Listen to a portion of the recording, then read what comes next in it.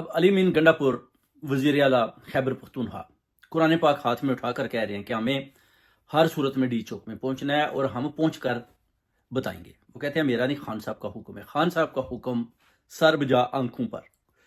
نتیجہ کچھ بھی نکلے، پورے خیبر پختونخوا کو انہوں نے آواز دے دی ہے کہ باہر نکلو، یہ فیصلے کا دن ہے، یہ آخری راؤنڈ ہے، خان صاحب کو یاد کرو اور باہر نکلو، یہ لیڈر دوبارہ نہیں ملے گا۔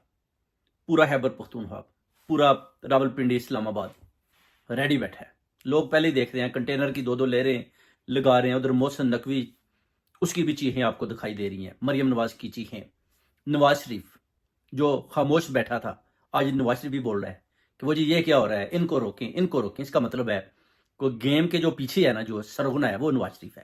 ساری گیم کے جو فارم 47 اور جتنی یہ حکومت مسلط ہوئی ہے، یہ پیچھے نواز شریف بھی باہر آ گیا ہے۔ لوگ کہتے ہیں جی نواز شریف خاموش ہے، نواز شریف خاموش